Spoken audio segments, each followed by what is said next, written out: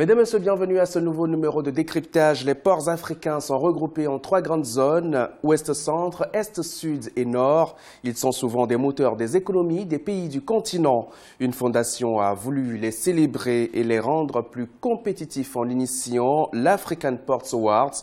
Nous recevons son président Guy Manouan dans ce numéro de décryptage pour en parler de long en large. Monsieur Manouan, présentez-nous la fondation African Ports Awards. La fondation African Ports Awards est née après la 3e édition des Awards de ports africains qui a eu lieu en novembre 2017 à Livingstone en Zambie.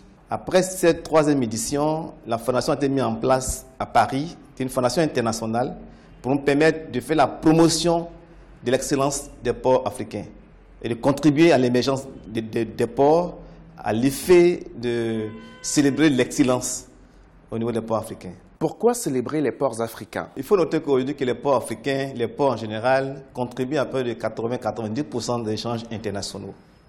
À partir de là, aujourd'hui nous avons noté, au regard de notre expérience de terrain, que les performances que réalisent les ports, ces performances ne sont pas connues et ne sont pas assez divulguées.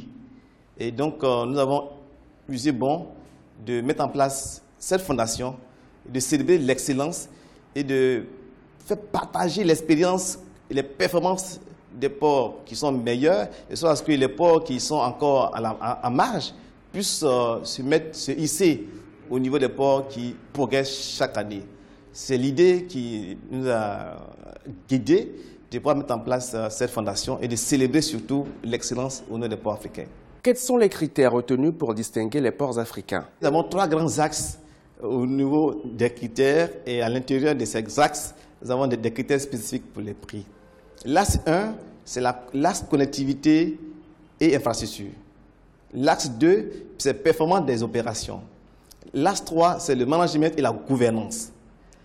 L'axe 1, au niveau infrastructure connectivité, nous avons 2 prix. Le port meilleur en transit des économies régionales et le port meilleur transbordement.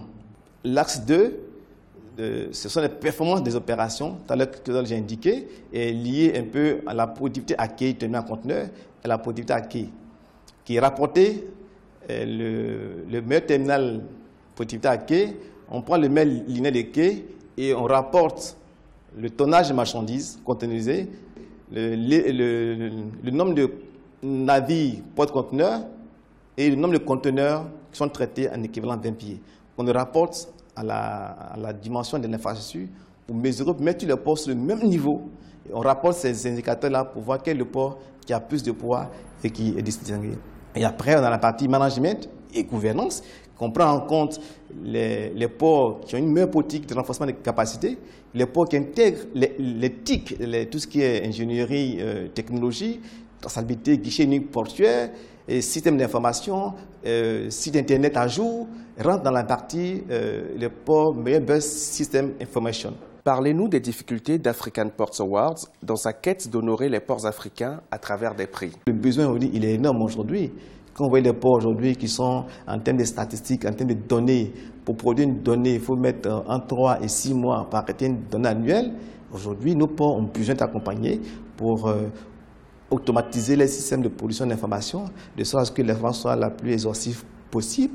Aujourd'hui, les concessions qui sont faites aujourd'hui, il y a une asymétrie d'informations. L'opérateur a ces informations, et le port attend peut-être 2 ou 3 mois pour avoir les mêmes informations. Comment créer des mécanismes d'automatisation pour la sécurité des opérations, des guichets portuaires, des systèmes d'information, permettre au port d'être au même niveau en termes d'information que les opérateurs privés.